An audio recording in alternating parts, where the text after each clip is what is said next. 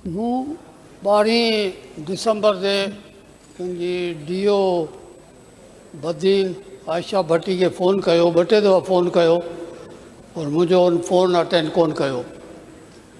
ऐं मुझो पंहिंजो ज़ाती को कमु कोन हो, आउं सिर्फ़ु पब्लिक जे कम जे लाइ जो फ़ोन कंदो आहियां ऑफिसरनि खे। पर अफ़सोस जहिड़ी ॻाल्हि आहे जो DO जेको आहे सो मुंहिंजी फ़ोन अटेंड कान कई। ऐं छाकाणि जो MPA सिर्फ़ु MPA कोन्हे, MPA 2.5 लख माण्हुनि जो नुमाइंदो आहे। ऐं जेकॾहिं MPA जी फ़ोन को नथो अटेंड करे त उहो MPA जी प्रिविलेज कोन्हे, उहा 2.5 लख माण्हुनि जी प्रिविलेज आहे। उन्हनि खे जेको आहे सो इहो पंहिंजो अहमियत नथो ॾिए। हीउ रुॻो इहो असांजे ऑफिसरनि जो जेको इहो पंहिंजो डिक्टेटर माइंड आहे, जेको आहे जेको पुराणो इहो हलंदो पियो अचे पंहिंजो, इहो हक़ीक़त में आहे जेको अॻे फ़ौजी हुकूमतूं हुयूं उन्हनि जे दौर खां वठी इहो हलंदो पियो अचे, उन्हनि जे करे इहो थियो आहे। असांजी हुकूमत छाकाणि जो पीपुल्स पार्टी जी जेका पार्टी आहे पॉलिसी आहे उन में इहो कोन्हे त इहो जेको पंहिंजो आहे MPA खे अहमियत मिलणु खपे ऐं उन जे तक जे अवाम खे अहमियत मिलणु खपे। तंहिंजे करे इहो पीपुल्स पार्टी जेका आहे सा उन इहो रुझान पैदा कयो त माण्हुनि खे अहमियत मिलणु खपे। पर जीअं त इहो पुराणो पंहिंजो रुझान हलंदो अचे, पंहिंजो जेके फ़ौजी हुकूमतुनि जे वक़्त में जेको पुराणियूं हुकूमतूं आयूं आहिनि उन्हनि जे वक़्त में जेको ट्रेंड हलंदो अचे उहो अञा ताईं हलंदो अचे।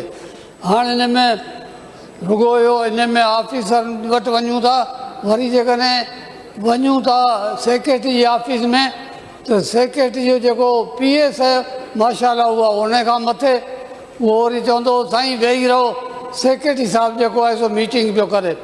पोइ सेक्रेटरी साहिबु मीटिंग कहिड़ी पियो करे ॾिसूं था, सेक्रेटरी साहिबु वरी कंदो हूंदो कंहिं पंहिंजे दोस्तनि सां चांहि जी गपशप कंदो हूंदो, इहा मीटिंग आहे। ऐं असांखे विहारे छॾींदा, अधु कलाकु पोइ वेही रहो, सेक्रेटरी साहिबु मीटिंग पियो।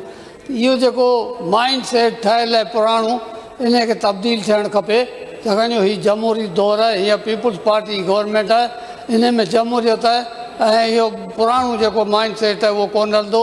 इन करे महिरबानी करे इन खे तब्दील थियणु खपे।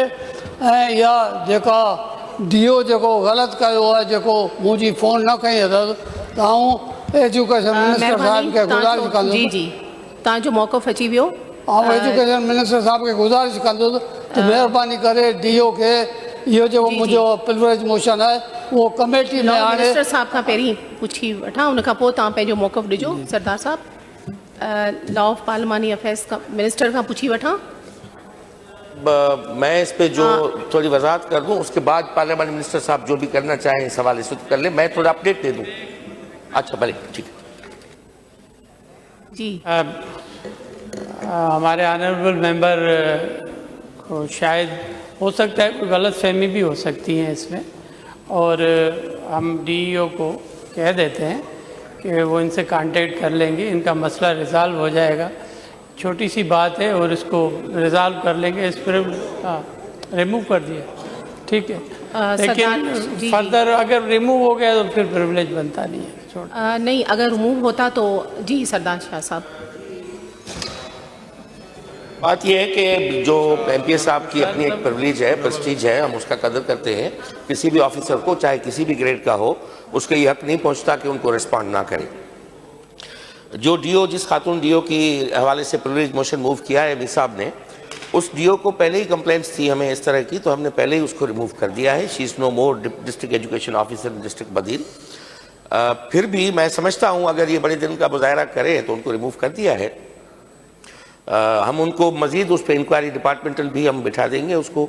और इस हवाले से उन्होंने जो निगलिजेंस का ये जो रोल प्ले किया है या जो रिस्पॉन्ड नहीं किया है, उस हवाले से अगर अपोलोजाइज़ कर लें पार्लियामेंटन हमारे ऑनरेबल को तो हल हो जाएगा। इससे भी आगे उनका अपना प्रिविलेज है, अगर वो चाहें तो प्रिविलेज कमेटी में उसको ले जाना चाहें तो चाहें, मगर she is no more district education officer. जी मीर साहब, तव्हां छा चवंदा?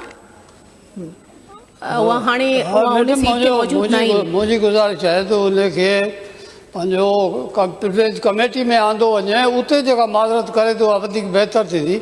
हाणे जेकर हूं मूंखे फ़ोन करे छॾींदे त उहो को अहिड़ी का ॻाल्हि हुन में कोन्हे।